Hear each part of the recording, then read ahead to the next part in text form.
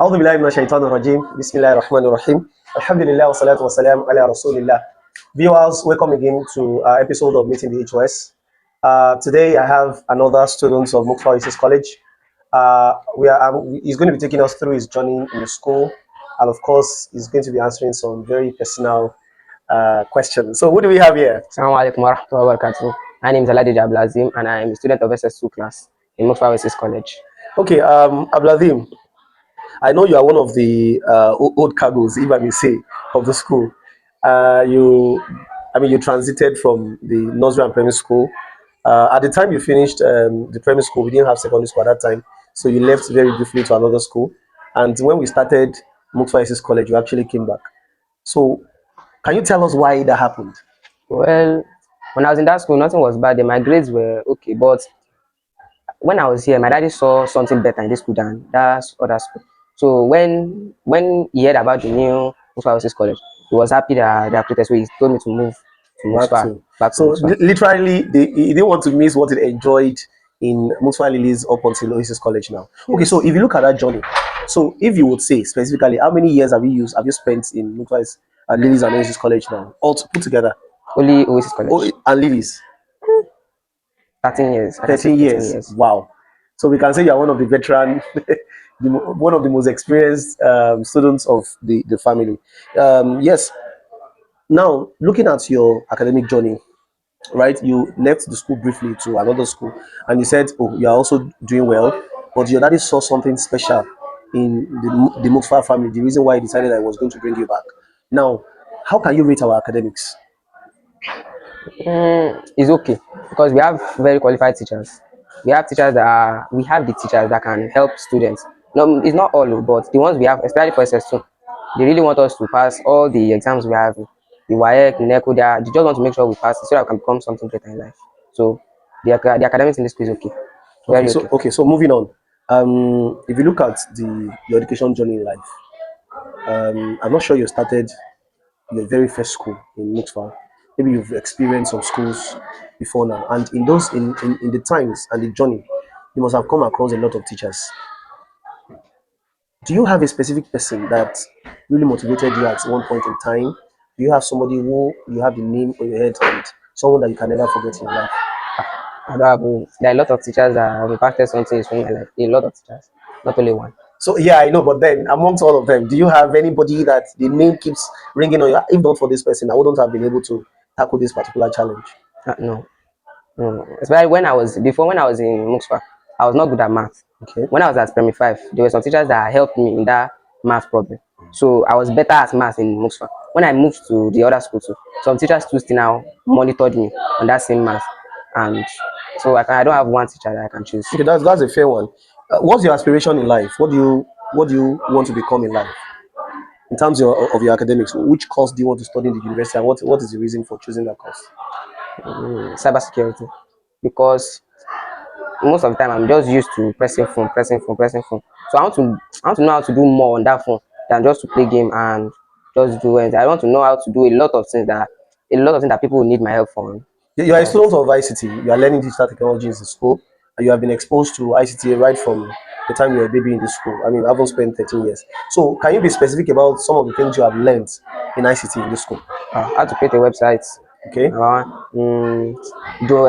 to get domain names, You've learned coding. yes, coding. You've learned coding Through you've learned coding through Visual Code, all VS those Code, and all. Gmail, all those stuffs. I've learned all those things from Muksfar. Okay, that's also a fair one. Now, let's come back to the school now. I mean, in your journey, in your 13 years journey, you must have also come across a lot of students. Do you have any favorites amongst them?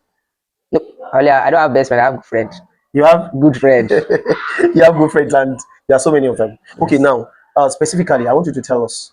You mentioned that in the school you have good teachers who are ready to put you through in the journey of your education, and I mean, a lot of them are supportive and all of that. Now, what efforts are you putting specifically into your academics to ensure that all of these exams that you mentioned earlier, you're starting from your GCE, your WAEC, your NECO, even your JAM, such that you'll be able to clear everything once and for all? What efforts specifically you in person are you putting in place? Talking about me, that I go through the notes sometimes once in a while, like Saturday and Sunday. I go through my books Saturday and Sunday, and some series. I don't yet have, but I used to borrow some series from some of my friends to solve just any random question.